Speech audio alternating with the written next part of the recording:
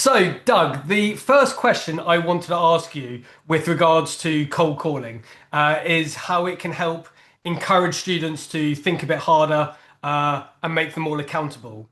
So, Yeah, I thought it might be really interesting just to start. Your initial explanation, if you were going to describe cold calling in just one sentence, someone who hadn't heard it before, and also why you think it might help improve how hard students think and the role of accountability has in student learning. sure. To your first question, I would define cold call as calling on students regardless of whether they raise their hands or whether they volunteer, which means that we can call on students who raise their hands. It's important to, but also students should feel like they also might be asked to participate if they haven't raised their hand. And I think that this is vitally important because, I sometimes refer to it as loving accountability or caring accountability because that's how I want teachers to think about it, which is we do this because we're trying to build an environment that causes students to be attentive and maximize their own learning. And when I talk about that with teachers, I always think about a study that I know that you know as well. It's Sedlov and Sadlacek's Czech study from 2024, I think, where they did something really fascinating. They tracked the academic progress of students in Czech schools, and they disaggregated the students based on their behaviors in the classroom and their self-reported motivation. And so one group that they had was what they called diligent students, who were highly motivated students who never spoke in class. And actually, there are a lot of these students in the Czech Republic. And another group of students was chatty students, which were students who spoke a lot in class. And interestingly, the chatty students were not always as internally motivated as the diligent students. They were kind of all over the map. But what they found was that the diligent students still lagged behind their more vocal peers in the classroom, which tells us that motivation, the desire to learn, is not enough if you're just sitting passively in the classroom, that students rely on us as teachers to build an environment that causes them to engage, that causes them to generate a version of the material that they're studying, to think actively and to talk actively about it. And when we do that for students, we know that we optimize their learning. And so that's why I tend to refer to it as loving accountability or caring accountability, because for the most part, very few people have the force of will to, on their own, maintain the optimal state of learning for long periods of time. So I've always thought like it actually takes quite a lot of confidence for students to insert themselves into the Sure. conversation. Like, you're spotlighting yourself essentially. You're like, from an evolutionary perspective, it makes sense to stay as part of the group and Yeah. not separate yourself.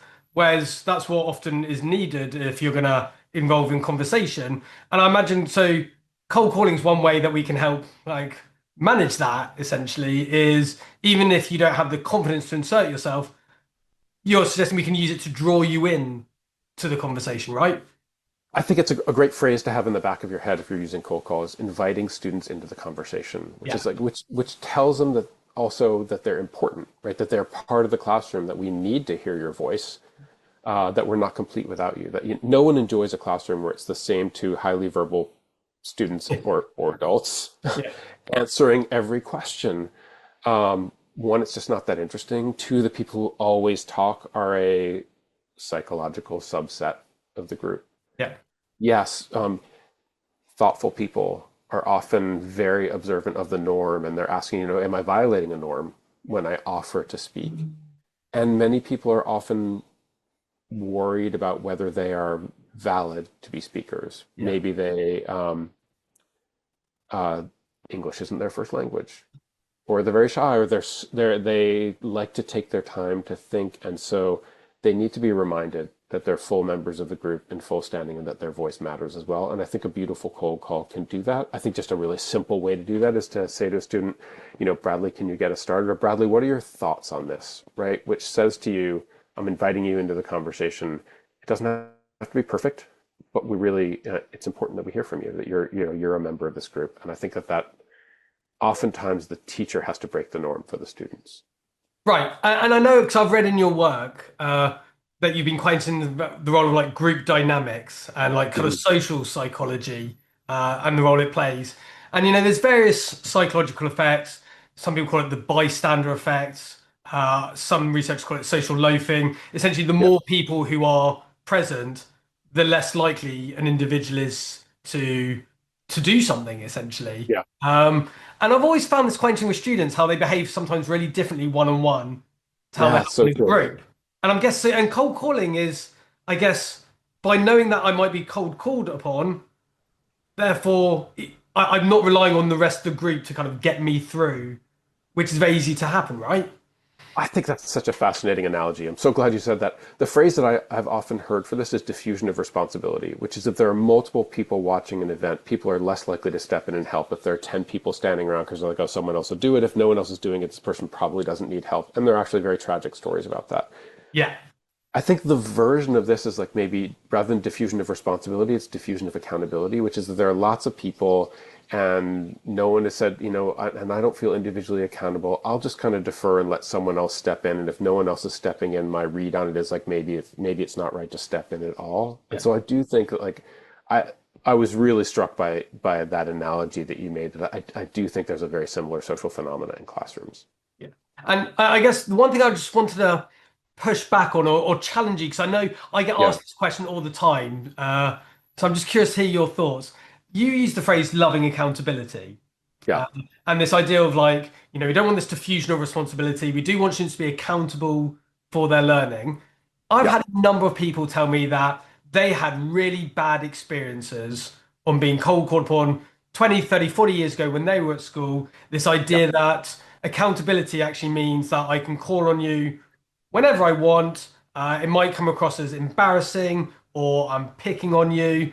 And that kind of high accountability could easily morph into high levels of stress, for Sure. example, and high I levels of mean, embarrassment as is well. it true that that teachers could potentially misuse the technique? Of course, right? It's a powerful tool. We have to be aware of the limitations. I think two things about that. Yeah. One is I think a really good first. I think teachers should be aware that cold call is not a gotcha. And I've tried to be explicit about this and teach Yeah. like a champion that my my goal in cold calling is to cause you to think, to cause you to engage, to cause you to learn more. Yeah. And if I notice that you are off task and checked out during the lesson, cold call is not the tool that I use to address that. If Right. I'm teaching and you're in the back room and you are giggling or your head is down on your desk, what I should do is walk over to you and say, Bradley, I need to see you sitting up. This is very important. Following along, we're on page 86, please. And even maybe, and I'm going to come to you in a minute to ask you a question. So be ready, right? Those things are reasonable. Bradley, what did I just say? Or Bradley, what was Kevin just talking about? Like that is not, that is a, that is a gotcha. And it's an attempt to use cold call as a disciplinary tool. And it is not that. Yeah. And so the second thing I would say is that a great phrase to have in the back of your head is that when you cold call a student, you want them to get it right. It doesn't Right. mean they always will get it right, and we should be prepared for what happens if we cold call a student and they don't get it right.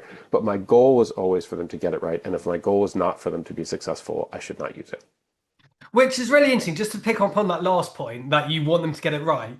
I've always thought one of the most powerful parts of cold calling is the teacher has the responsibility of who to ask to answer the question, and they're choosing someone for a particular reason. Like we're Hmm. not talking about lollipop sticks where someone's chosen at random. Uh, Yeah, by cold calling someone, and I'm choosing to call on you, Doug, for a particular reason, part of that reason and that judgment call of why to call on you specifically is because I think you have a good chance of getting it right. or because I need to know Yeah. if you know and understand, right? That if I only call on the students who volunteer to tell me, I will always get a skewed sample of my classroom, and I Yeah. will always be unaware of the gaps in the students who are not learning, and that's I think one of the most important things that teachers can do if they want to use cold calling, and I think that they should, um, is to do a rollout speech, which is a very short 30-second explanation for students. In this class, I will sometimes cold call you. That means I'll call on you whether or not your hand is raised. Yeah. And then I want to explain it. And I do that, and maybe I want to say to make sure that you're always locked in you're thinking, because this will help you learn. And then maybe I also want to say, and because it's my job to make sure that you understand the things that we're talking about. And the only way that I can do that is if it's normal and natural for me to call on any of you to see how you're doing. Know that when I cold call you, a lot of times I'm trying to check whether you understand. I want you to get it right, but it's also valuable to me if you don't know the answer, because then we can start to fix it. And I just think making that transparent to students is really good practice and really helpful, so they understand I'm doing this because it's my job, and I'm doing this because I care about you and I want you to be successful. And I think that also helps to address the potential feelings of strain that a student might feel if they're cold called and it doesn't go well. Perfect. And just one final question, if I may. So going back to the earlier point of social dynamics, And it's Yeah. only that we don't want this diffusion of responsibility. We want everyone thinking hard. If I'm being really cynical as a student, I'm there going, I'm in a class of 30. Chances are I've only got a 3% chance that you're actually going to call on me. So I can still get away with not having to do much thinking most of the time, because Mhm. chances are most of the time you are going to cold call on someone else. So in Yeah. terms of using it in conjunction with other techniques, Yeah. like stop and jot, turn and talk, think, pair, share, would you often advise using it in conjunction with other techniques as well to help increase that? Or is it something that you'd still recommend can be used really powerfully in isolation by itself? Yeah. Well, I would say both. I would say that most of the time when I cold call, it is a what I think the phrase that I use is a backstop. I don't know if that Yeah, no, that word is translates. Yeah, quite as legible yeah. to UK to teachers in the UK, but like in baseball, behind the behind home plate is a backstop, which stops all the stops all the balls from going in the wrong direction. And so I think of cold call as a backstop. Often I use it after a turn and talk or after and everybody writes, where I say, jot down your thoughts for 30 seconds or talk to a colleague for 30 seconds. What are the primary causes of, yada, yada, yada. Yeah. Now everyone has done the thinking. And in some ways, I'm using the cold call there to be like, okay, this will help you be accountable for the thinking that you've done during this time when hopefully everyone is doing the Yeah. thinking. And maybe I can say, this is so interesting. I'd love to hear from, and I can select some students who are a little bit quieter. So I do think, most of the time when I cold call, I use it as a backstop to some other activity that universalizes the thinking. And I Yeah. think, because I think there's a really powerful synergy there. And I think the second thing about that is my rule is when I cold call students, I should have, except in one situation, I should almost always have given them the opportunity to prepare. Right? If I want people to be successful, I should let them prepare. It shouldn't be a surprise to them. Oftentimes people know the right answer, but if you surprise them with the question, they Yeah. Yeah. freeze. Yeah. Yeah. So I could, in addition to like turn and talk or everybody writes, I could say something like, I'll give you a few seconds to think about that, and then I'll ask some of you your opinion. One, two, three, four, five. So just combining it with wait time, I think is Yeah. fine. The one exception to that might be I could imagine situations in like right before a test when we're doing very fast retrieval practice. Right, guys, exam tomorrow on X. Let's just make sure we're pretty clear on some of our basics. I'm going to go through some of these pretty quickly and, and like coming around quickly. Don't, if you don't get it right away, don't worry. That's just a sign that maybe you need to study up on this a little bit, I'm going to go pretty quickly here. So I want to just, in the rare times when I'm not deliberately giving lots of preparation time, I would want to have a clear rationale in my mind for it. It's Yeah. late stage retrieval practice where speed is relevant. Speed is not always relevant, and I would want to explain that to students. But I would say in 90% of cases, I'm always letting students do something to prepare in advance and to universalize the thinking, because I think you're right that while it can build accountability, some kids are going to be willing to play the odds, especially if, one of the things I think it's good to do also is to tell students, look, if I cold call you and you don't know the answer, that's okay. And you should say, I don't know, and then we can talk about what you do and we'll help you get there. Yeah. Are there students who might take advantage of that? Of course, who'd be like, I don't know. Like, okay, you've given me an out and I'm taking it. And Yeah. so, that's another thing that we should be prepared for, which is I should have a productive response for that. And I should know that like if I allow students to, some students might, so I want to do everything I can to universalize the thinking as much as possible. Amazing. That I think is the perfect note to end on.